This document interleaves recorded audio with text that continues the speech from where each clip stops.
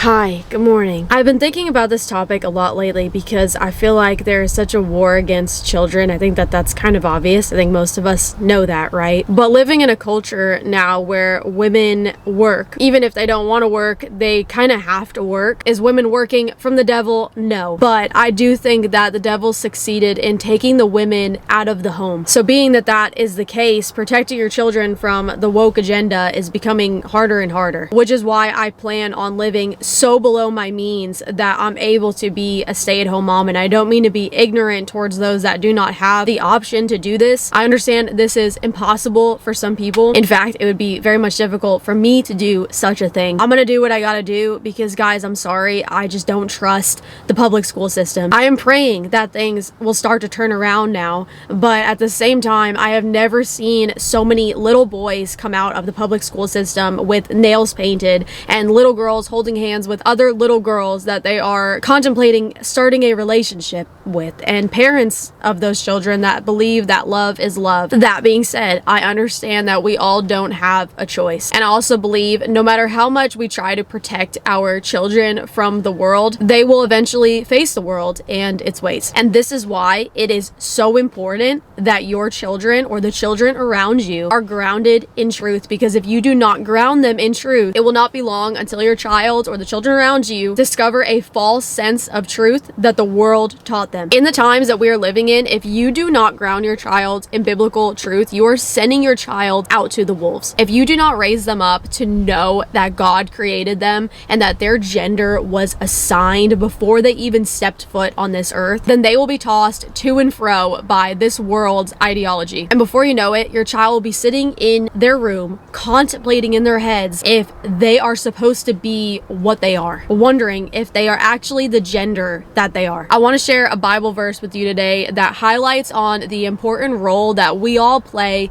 in children's lives. We're going to be pressing into Deuteronomy 6:6, and this will give us instruction on how to raise our children. Not that I have any children, but I am an aunt, and I have a nephew that needs his aunt. Just because you aren't a parent doesn't mean that there isn't children in your life that need guidance in biblical truth, that need you. Prior to Deuteronomy 6:6, God gives us the great commandment, which is love the Lord your God with all your heart, all your soul, and all your strength. And it highlights on the fact that the Lord our God is the only God, that he is the one true God, not Baal or any of these other false gods that people were worshiping. Still, just as important of a command today, because look around, kids are searching, they're empty, they're lost, and they're hopeless, and they are looking and seeking for something more. And if you do not teach them what that something more is, then TikTok and Ariana Grande and all of these other idols will give them a different definition on what that something more is. Children are going out into the world and being met with the dark arts, with astrology, with magic, with witchcraft, with tarot cards, and it's all glorified and being fed to them in the movies and shows that they are watching. God is saying, I am the one true God. Do not lose sight of that. And he follows all of this up with, tell your children. And these words which I command you today shall be in your heart. You shall teach them diligently to your children, and shall talk of them when you sit in your house, when you walk by the way, when you lie down, and when you rise up. First, this tells us that it shall begin in our hearts. Then it must be communicated to our children, the next generation. And wow,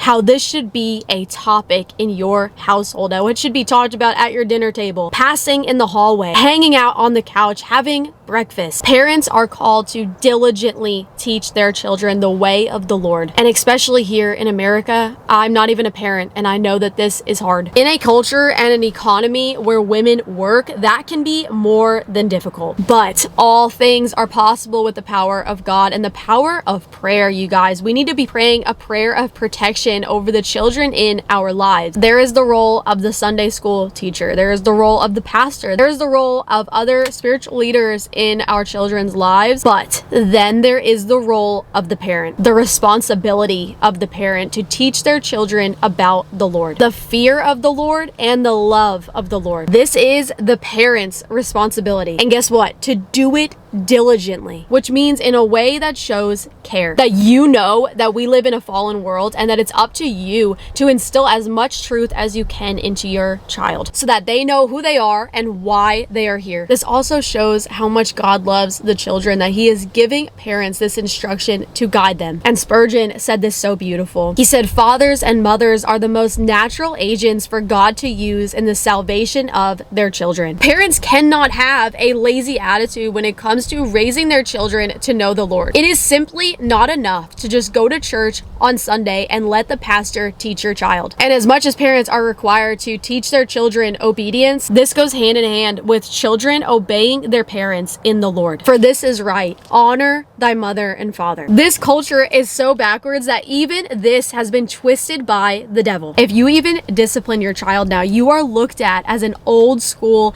bad parent that is instilling fear into your child's mind. Yeah, it's called tough love. And this next generation probably wouldn't look how it does if it wasn't for a lack of tough love. But parents, it is essential to teach your child obedience so that your child will grow up knowing how to obey the Lord, even when he doesn't understand everything or doesn't want to. It's important to highlight on this part of the verse how it says, "Obey your parents in the Lord." This means that your child's obedience is a part of their Christian obedience. And in a similar way, the wife's command to submit to her husband as to the Lord. And fathers, do not provoke your children to wrath. When parents are unkind, overly critical, and have an attitude that is tormenting their child, they are out of bounds. Christian parents should never be like this. I feel like this explains this perfectly. When you are disciplining a child, you should have first controlled yourself. What right have you to say to your child that he needs discipline when you obviously need it yourself? Encouragement and rebuke must be combined with training and teaching. The future is largely in the hands of the parents. It is up to you to make raising your children to know the Lord a top priority in your life. Grandmas, grandpas, uncles, and aunts, you as well. It's up to you. Let's focus on this next generation and raise children to go out and share the gospel with all creation. I love you guys. God bless you. Happy Sunday, and I'll see you for our next video. God bless you guys. Hey guys, what's up? Thank you so much for watching today's video. If you want to see more videos to help you grow in your faith with Jesus, go ahead and hit that subscribe button and also that notification bell so you're notified the second we post a new video. And I will see you guys in the comments.